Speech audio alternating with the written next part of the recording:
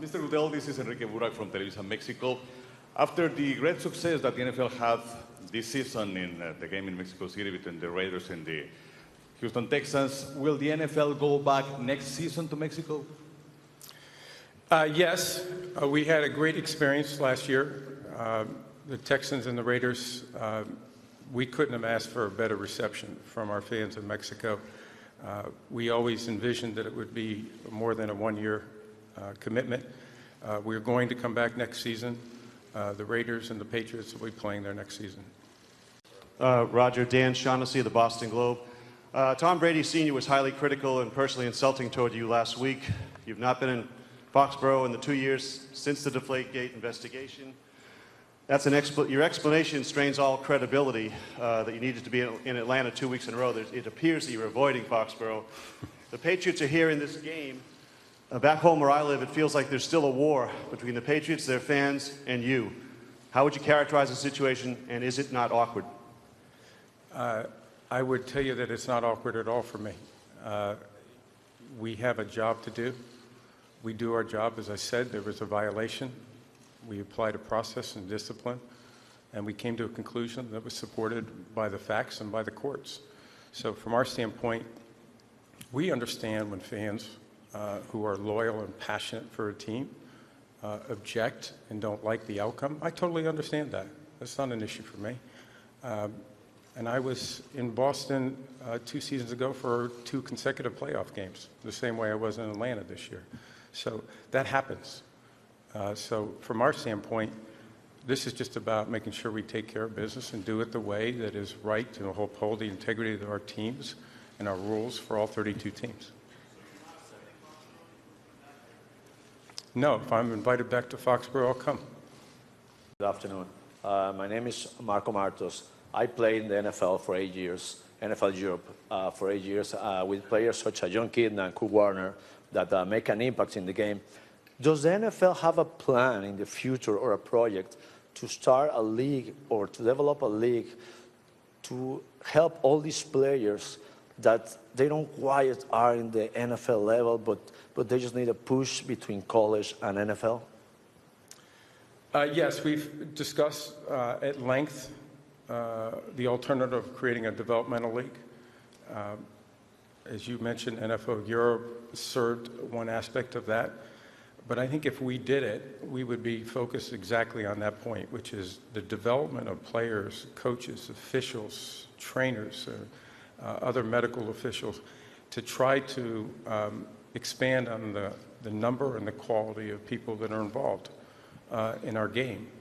We have a debate that goes on this on several fronts with football people. Some of the coaches would prefer to go with an expanded practice squad roster and have them in the facilities and have them exposed to their system.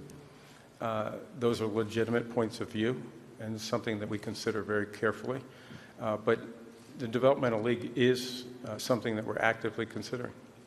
Hi, Roger. Alex Flanagan with NFL Network. Following up with what Ian said, could less also be more when it comes to Thursday night football? What's the future of Thursday night football? And how does social media play a part of the league moving forward? Well, Thursday night football is something that we're very committed to. Thursday night football ended up being the number 2 rated show on all of prime time on NBC this year and number 4 on CBS. So we see our fans reacting positively to that.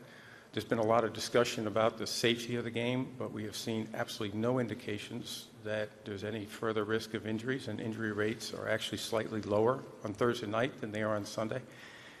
And as it relates to the quality of the game, we've seen that be incredibly positive also. We have seen less turnovers, we've seen less penalties. On almost every aspect of what you would say the quality of the game, we've seen high-quality football on Thursday night. We put all 32 teams on there. That is something we did. We are thinking about whether we reevaluate that and maybe don't have quite the number of teams and maybe even change the staggering of our Thursday night games so that you have consecutive games on CBS, consecutive games on the NFL Network, and then consecutive games on NBC, because we heard from our fans a great deal, where is the game? We want to know where the game is. So we're going to look at all that and continue to build on something we think has gotten off to an incredible start, and we're very optimistic about the future on that. The Raiders have sought approval to move to Las Vegas, though the latest news seems to put that situation in peril. Is the NFL confident that Las Vegas remains a viable location for the Raiders? And after decades of avoiding or opposing gambling, do the owners and league officials believe that legalized gambling in the NFL can coexist? Thanks. Well, Barry, on your first question, we haven't made a determination about Las Vegas as an NFL market. That's part of the relocation process. The Raiders submitted an application. It's one that we're considering carefully, but there's a great deal more work to be done, and there are several elements of that. Financing of the stadium is just one. Obviously, the stadium project itself, the depth of the market, all of those are things that we've studied over the last several months, but that will increase in intensity over the next month or so as we move forward in that process. A second, as it relates to whether gambling can coexist with the NFL, in fact, it does. It's happening today. It's sponsored by governments. It exists throughout our world. What we have always said is we need to make sure that there's a fine line between team sports gambling and the NFL. We want to protect the integrity of our game, and that's the line we will always do. Ian Rappaport, NFL Network. Hi, Ian. Hey. There seemed to be a national discussion this year on falling ratings, some tied to the election, obviously some not. I noticed late in the season there were some changes to broadcast in-game commercials, for instance.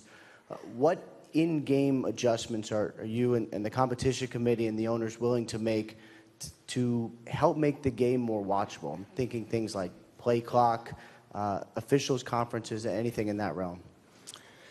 Ian, we have been focused on this long before this year. In fact, a year and a half ago when we had the over-the-top game with Yahoo, we actually took commercial inventory out to try to address this.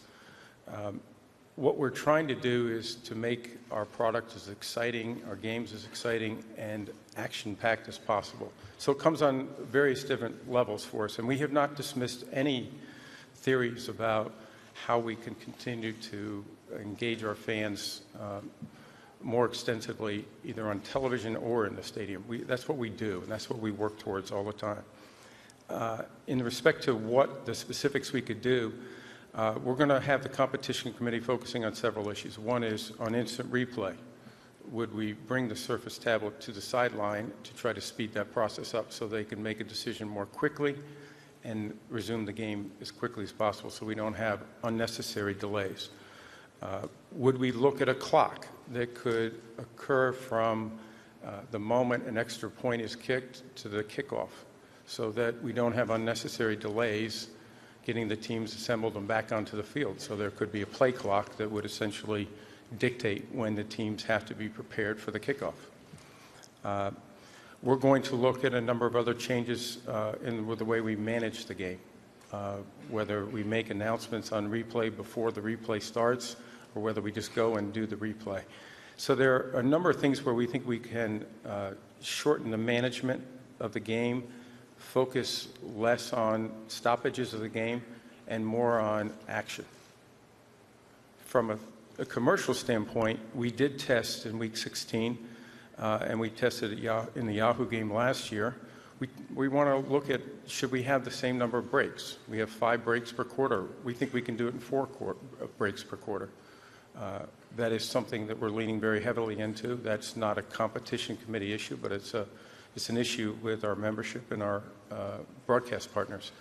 We see opportunities to do that and maybe remove some of the stoppages as well as some of the commercial aspects of the game. We think less is more in this area, and we can do it with the right balance that will improve the quality of the experience either in the stadium or also on television. And that's what we're focusing on. So I expect to see a lot of those changes this offseason. Yes.